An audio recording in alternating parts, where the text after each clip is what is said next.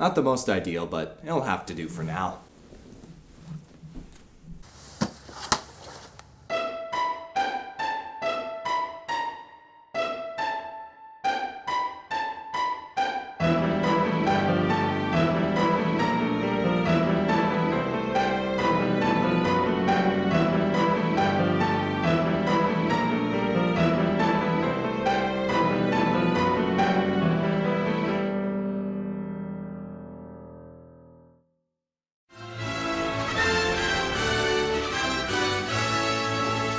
Lilo and Stitch 2, Stitch Has a Glitch. Disney's direct-to-video sequels have a certain reputation for being cheap ways to keep cashing in on their successful movies. But Lilo and Stitch appears to be something of an exception to that rule. They kept their brand alive by putting out a TV show, a few offshoot movies, and even an anime.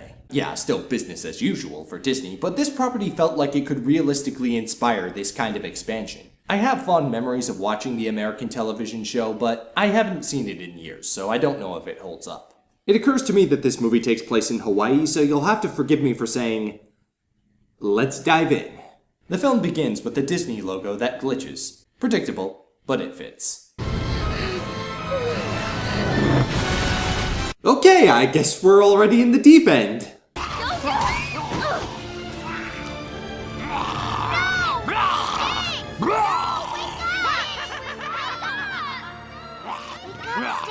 Oh. I mean, I guess it could still be foreshadowing, but I still feel kind of gypped. Here, let me fix it. Yep, that's me. You probably wonder, how's Stitch end up in situation? No more. It's my professional opinion that you're afraid of turning bad again. I think we need to test your goodness level. Is it just me, or does Lilo's voice seem a little off? Oh. DeVay Chase was too busy working on the TV show, so she recommended Dakota Fanning as a stand-in. Your goodness level is extra high. Nothing to worry about. The impression's pretty good, so let's not split hairs over it. And despite being produced by Disney Toon Studios, the animation quality isn't severely downgraded like it usually is in their sequels.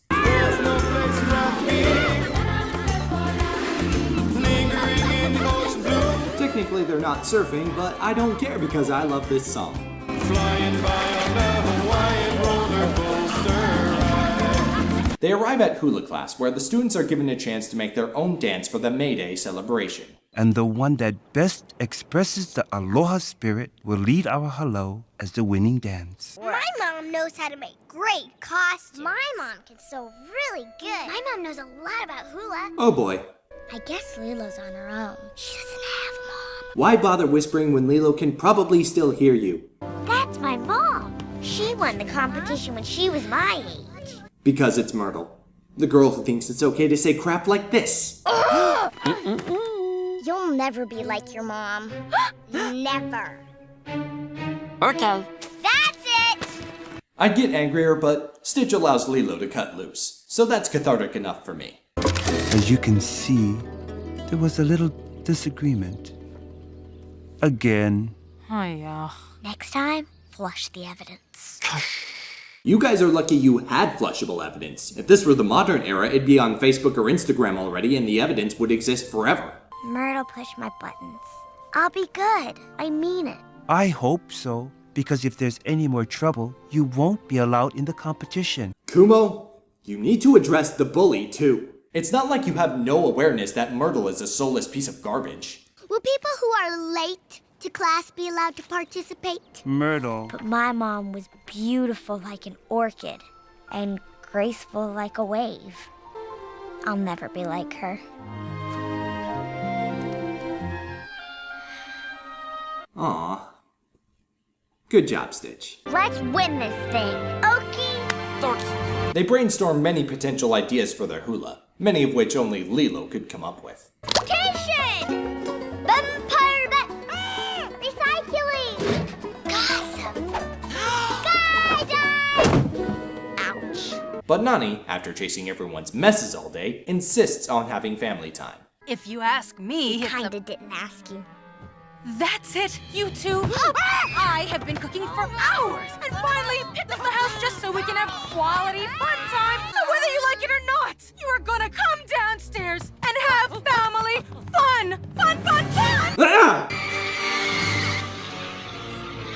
Is everyone having fun? This is a very healthy family environment you got going here. I think you did a great job with family night. Psst. I know what your problem is. What? I'm sorry to break it to you, but your relationship has fizzled. But we've been only going out for 3 weeks. A fizzle is a fizzle. They got from the aftermath of the first movie to this in less than 3 weeks? Even with CIA connections, that is impressive.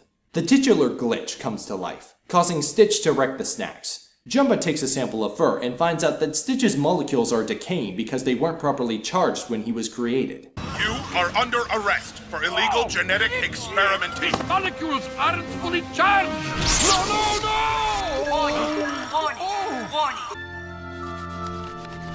No, Stitch, you stop that. You don't deserve that. Once there was a boy with big puffy hair who loved meatloaf a lot. So he put the leftovers in his pillowcase. A buzzard flew in the window and tried to eat the meatloaf. Trashed the whole house. And do you know who that boy was? Elvis. I mean, if it works. I think Stitch feel better. Okay, great. That story springboards them into a montage of visiting locations Elvis has been to on their island, hoping to receive inspiration for their hula. Look and listen, baby, that's my philosophy. It's called recognition. We're ready to receive a great idea for our hula! Elvis is trying to tell us to do a hula about a chicken. No, he's not. Instead, they find inspiration from gas station musicians. That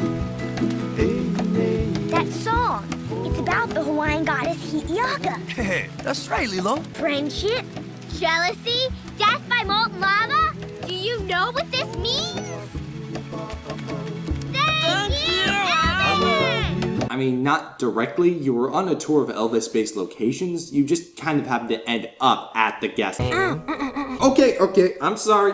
It's Lilo. I'll roll with it. Since alien-based resources are limited, Jumbo makes blueprints for a fusion chamber made of Earth-based parts. Hurry, Treacle! These parts are crucial to saving Stitch's life. Nothing can go wrong. Not with that attitude. We have to hurry to... Nanny! Make toast! Toast? Making toast! We're making toast! Yeah, toast! Who doesn't enjoy nice, crispy piece of toast? Answer? Nobody! Yeah. See, guys, I knew you could screw it up if you really tried. But why are you keeping Stitch's glitch a secret, exactly? Hi, David. Gotta run. If you're hungry, we've got toast. Trusting, naive David.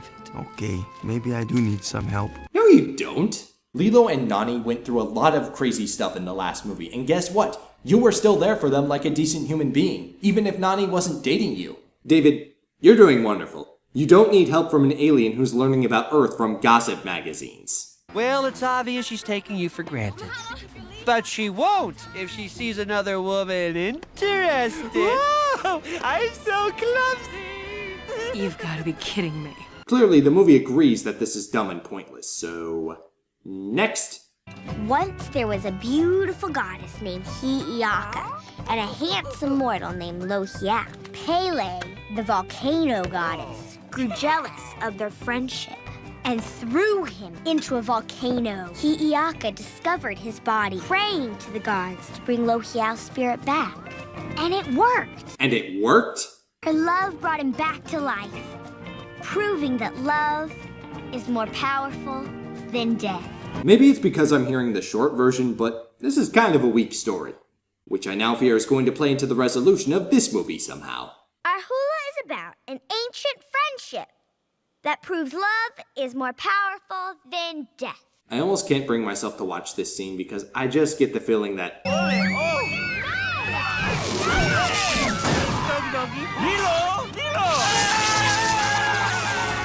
Lilo, you will not be allowed to rehearse at this hello again. Yep. Stitch goes on another Elvis montage to show Lilo that he's trying to be good.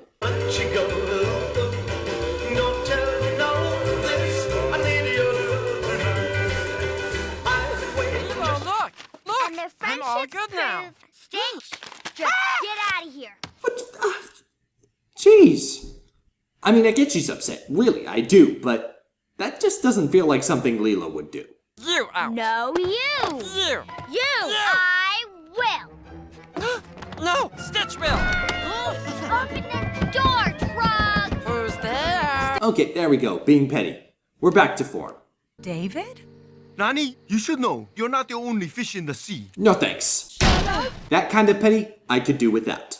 They're sent to their room and they make up, only for Stitch to immediately glitch again. Again already? This movie's pacing is getting out of hand. Something wrong with Stitch. I know what's wrong with you. You're bad, and you'll always be bad. Okay, that line is very much not Lilo. The story, as presented, gives her adequate reason to be frustrated, yes, but there's only one reason that we're allowed to carry on like this. Lilo would approach the situation very differently if she knew what was really going on. Only problem is, Jumba and Pleakley for some reason aren't telling people about Stitch's glitch. Speaking of which... Thanks to me, crisis is over. Can't build a new fusion chamber. Sure you can. Just like you built the first one. I didn't build first one. I ordered it from catalog. Well, if you were gonna do that, why did you steal parts from the house? Pleakley kicks Jumba back into shape. You still built Stitch, didn't you? And you're still an evil genius. Come on. Pleakley, my wrench! While Nani tries to comfort her sister. You're no help. I wish Mom were here. I'm doing the best I can. Well, it's not good enough. Don't you think I know that? Didn't you guys do this in the first movie? I'm not going to pretend that the first movie solved their dead parent issues permanently, but the last movie was about keeping their family together, and ended with them growing their family. They mentioned the mom issues earlier, so it's not like this is out of left field, but If I win, she'll know I'm good. And she'll be proud of me. that feels like something that the character just has to plainly state to create drama, and it doesn't feel properly woven into the fabric of the story. I think Mom would be proud of you just for being you. So stop acting so out of character. Okay, Pumpkin? After a third Elvis montage of Lilo training like Rocky, the competition is upon us. The best things in life are marked down for clearance this weekend at Carl's. Wow. I mean, I knew she was as empty-headed as Trixie Tang, but did she really think that would win? It's in the bag. You vapid demonic child. You'll be great. Stitch? Oh no, badness coming on. What? Okay, he used his words. We're finally gonna get somewhere.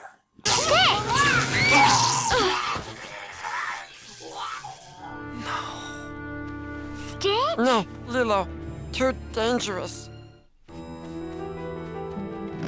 Stitch, come back! And just like that, we also get Lilo's characterization back. Yes! Stitch tries to run away as his family chases him down. I need you. Please come back. Stitch can never come back. But the deterioration causes him to crash the ship. So Lilo gets him into the fusion chamber in a last-ditch effort to save him. Stitch has been, always shall be, grand. Stitch? Oh yeah, sure, he's totally dead. I kept saying how I needed you. But you needed me more. You're my Ohana, Stitch. And I'll always love you. Ah, crap. Chronologically, this movie takes place before the TV series begins, so we know Stitch will make it through. Besides, Disney already has the dead parents. You gotta draw a line somewhere. But knowing what's coming doesn't make a moment less sad if it's executed properly. And here, I think it is. For the most part.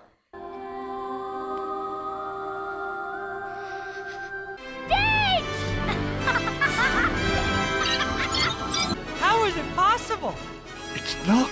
How is it that there are some fanfiction writers that can spin gold out of this stuff for no compensation, while there are some so-called professionals that get paid to barely even try? Thankfully, they didn't use the love is stronger than death thing from the Hawaiian legend as a deus ex machina. You could say it's there symbolically, but as for the circumstances, I'm gonna say that Stitch's molecules did get recharged and he just took a moment to wake up from being almost dead. The movie wraps up with a big hula finale.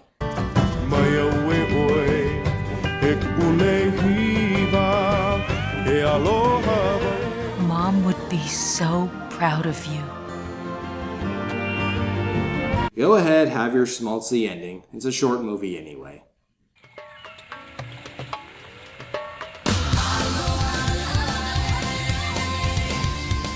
So that was Lilo and Stitch 2. Stitch has a glitch. More like this movie has a glitch. That was way too easy, and it was also terrible, and I apologize. This movie was bogged down by pacing that speeds up way too quickly as the movie progresses, and far too much time was dedicated to David having no actual romantic drama and Pleakley being Pleakley. The overall plot feels so inorganic, even for a direct-to-video movie. The events taking place feel forced by purposeful ignorance of logical fallacies that, if addressed in the movie, would eliminate the driving force of drama. We'll get to those in a bit, but first I should mention this movie does have positive qualities. The animation and art style is very consistent with the previous movie, as are the hijinks and general atmosphere.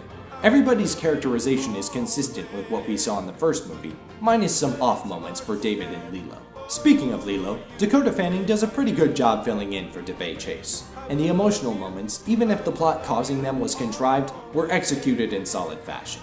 The first movie had a well-written story, some complex themes to deal with, a lot of heart, and some hijinks. The series, from what I can remember, had mostly hijinks. This movie is somewhere in the middle. It's also self-contained in a way that doesn't leave a lasting impact on the franchise. It's pretty harmless, but even as a fan of the characters, it just doesn't seem worth the time. I never watched it until I decided to do a review on it, so trust me, you aren't missing much. Getting back to those logical fallacies I mentioned, I have some plot holes concerning the glitch. Retroactively speaking, if Stitch's molecules weren't properly charged, how come he didn't glitch during the first movie? The reason within the real world is that the people making the first movie probably didn't come up with the idea at the time. Now the reason within the fictional world, it's possible that Stitch's molecules were charged just enough that the decay rate was slow and didn't cause glitches during the events of the first movie. Why didn't Jumba and Pleakley tell anyone that Stitch was glitching? After the first incident, Jumba immediately figured out the problem. If he had just told everyone, 90% of the glitch-related drama would have been avoided.